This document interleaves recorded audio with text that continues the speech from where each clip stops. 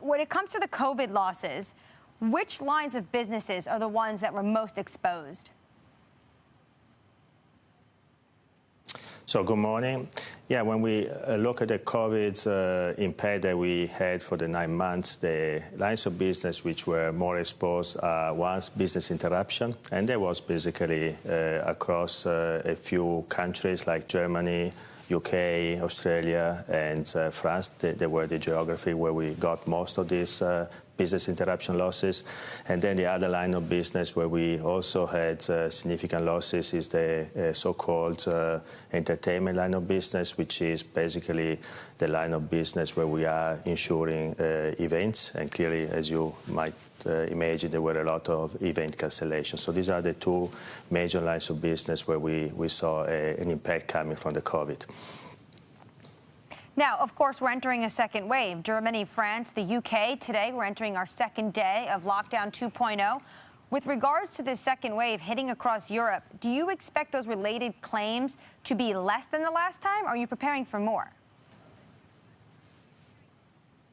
No, the claims we expect to see based on these lockdowns are going to be significantly lower compared to what we experienced in the first wave. And if we look at event cancellation, in reality, we have already booked basically all the losses, considering that we were expecting that there will not be further events taking place in the fourth quarter. So from that point of view, we have already put a provision for that.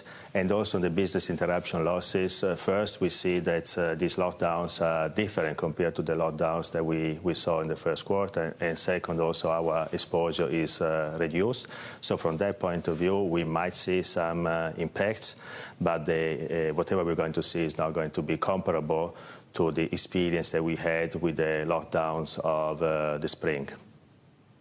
Okay, so it sounds like you're a little bit more optimistic when it comes to the quote-unquote second wave that's washing across Europe. I want to get into a little bit about the business. How are talks going to acquire Westpac's general insurance unit? Are they progressing?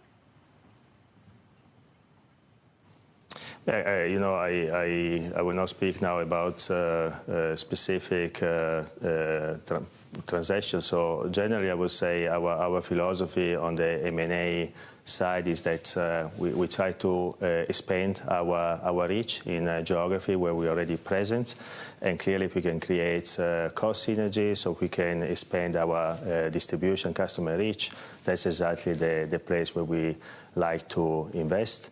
And clearly Australia is a place where we have a strong company, a strong setup, so from that point of view, that's a market where if we have a good opportunity to expand our footprint, we are happy to do so.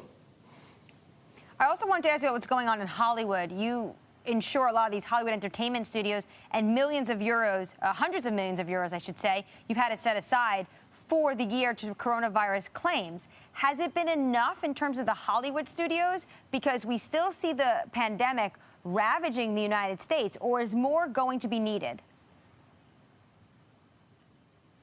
Now, also for production, we have reserved thinking that movies are clearly being stopped. And what we do anyway, we're working very closely with the production company, because the point might be if production companies are going to start again moving, then shutting down, that could create clearly additional losses. But from that point of view, we are in very close contact with our customers, and we have an alignment of interest. So also on that line of business, we would expect that a second wave or a third wave is going to have a very different impact compared to what we saw in March, April. So there is a lot of risk management going on at this point in time, and there is also an alignment of interest between us and our customer, which is very important. But going forward, you won't cover those COVID-related costs. What has been the reaction from some of your long-standing clients about this? I would say they understand that. I believe, especially when we talk to business partners, they know that it's fundamentally not possible for an insurance company, not only for Allianz, but in general, to offer pandemic coverage. That's something that is basically from a mathematical, statistical point of view, not possible. So from that point of view, there are no issue in the conversation that we have with the customers.